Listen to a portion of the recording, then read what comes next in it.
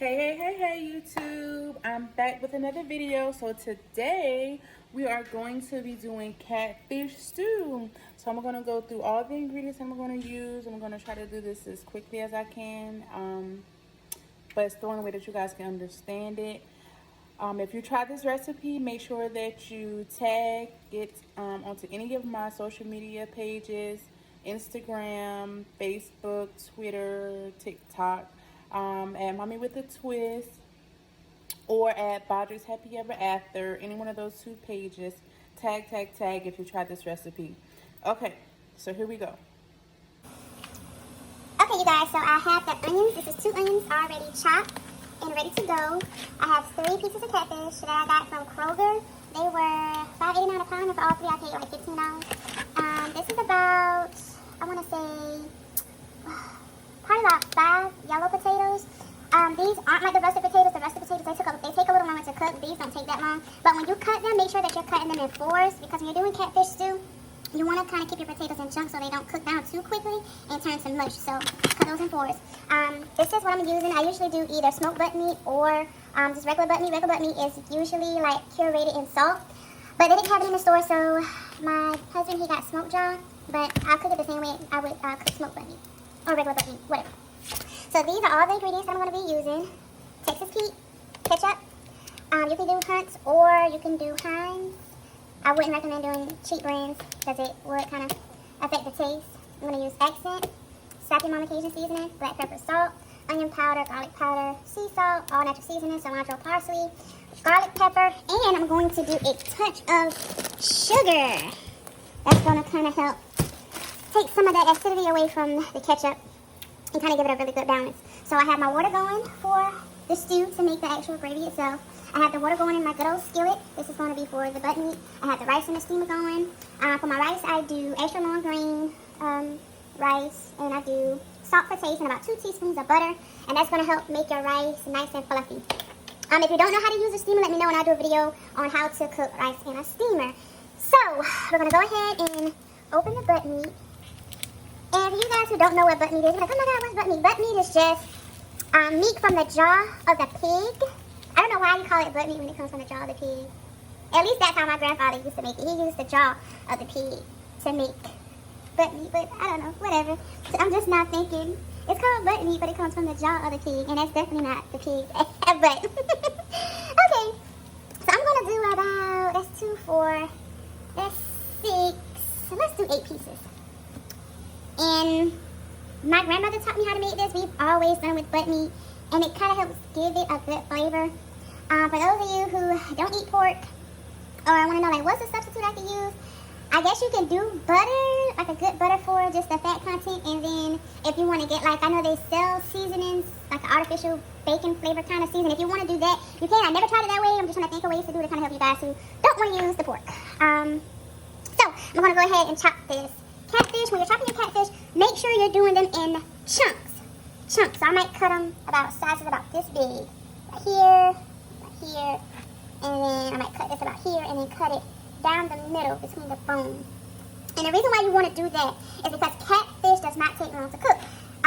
Don't put your catfish in when you're cooking everything, because I'm going to start the stew first. I'm going to add in the seasoning, the ketchup, then I'm going to add in the potatoes. Once that cooks, or when the potatoes get about done, I'm going to turn this water off, completely off, and then I'm going to put my catfish in here and just let the heat from that broth cook the catfish. You don't want to put your catfish in here while your water is boiling, because it will cook off of the bone. Make sure you turn your pot off before you put your catfish in. Next, once this gets done pre-boiling, I'm going to pour the water off and let this fry and cook. I'm going to then take the butt meat out once it's finished cooking, set it aside. I'm going to take the onions and put it in the grease from the butt meat, cook the onions, saute those up real nice until they're about golden brown. Then I'm going to take that, pour it into the stew pot. And then, after I put that into the stew pot, then I'll put the butt meat in. And then, like I said, once the potatoes get about cooked to where the fork can go in, then I'll turn that off and put my catfish in. And then we'll let the catfish sit in that hot broth for about 10 to 15 minutes, and it'll be good to go. So, let me chop my catfish, and I'll be back. Hey you guys, so this is the results of me chopping the catfish. As you can see, like I said, I cut them in chunks. I didn't cut them down the middle, I just cut them in chunks and left them. I want to say this is about a quarter size, so I cut them in nice chunks, nice little hearty chunks. And this is a good little bit for my little family of 4. So these are some nice size chunks. Okay? Also, I went went ahead and poured the water off of the butt meat. Poured the water off of the butt meat, and this is about to start frying. So I let that pre-ball about, I say about 5 minutes, and I poured the water off. And then what I like to do is I like to line them to get them flat in the skillet. And I just take the lid from my pot and put it over, so anybody who cooks the butt meat knows. And that thing starts popping, it burns and it hurts. So when I cook mine, I just put it on top, and I just kind of let it cook through till I think it's about done. So I have to flip it over on the other side, and it only takes about a few minutes before I have to turn it off. So I'll let that go, and I'll just keep an eye on it, and I'll come back and I'll just see what it looks like when it's done. Okay? Hey you guys, so I went ahead and did everything already. I cooked the butt meat. I seasoned the pot with all the seasonings that I showed you. I went ahead and sauteed the onions and put those in there. For the sugar, I did about 2 cups of sugar, half a bottle with that hot sauce, and then the rest of the seasonings, I just did it by eye and taste and to my liking. And right now, I'm about to stick the, okay, my potatoes are good to go because the fork is going through like how I like it. They're still firm, but they're cooked. And my gravy has come together how I like it. I didn't put any flour in or cornstarch or any of that stuff that's thick in the gravy. It kind of does it by itself, and it doesn't mess with the flavor. That's why I don't add all that other stuff in. I just let it do it on thing. Okay, so that's done. So I'm going to go ahead and turn this pot off. And I'm going to wait till it slows down on the boiling, and then I'm going to start adding the fish in. With this, you can kind of play with the taste to your liking, especially the spiciness of it. If you don't like spicy, I recommend using less hot sauce and less pepper, or not using any pepper at all if you want to use hot sauce, because I wouldn't say not use the hot sauce because you kind of need the hot sauce to kind of bring that flavor together, to bring it through, but you can go without using the black pepper. Outside of that, everything else is just kind of self-explanatory. Like I said, the seasoning, just using the taste, like season a little bit, taste as you go, and that will kind of help you determine, how much seasoning to put in. But if you don't know, I would just say start with a teaspoon of everything. 1 teaspoon of every seasoning, the seasonings that I showed you, and go from there. And then do the 2 cups of sugar, and then do that size ketchup that I had was 32 ounces, and then I used about a quarter of the other bottle that I had, a 16-ounce bottle. I used a little bit of that. But yeah, just go by taste. So that's already stopped boiling, so we're going to go ahead and just drop our catfish in 1 piece at a time.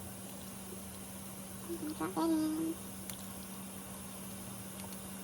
Drop it in, drop it in. Put the catfish in the pot.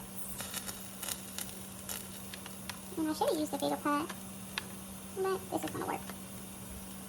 Okay, got all of those in, so I'm going to try to submerge the catfish into the broth. Push it to the bottom.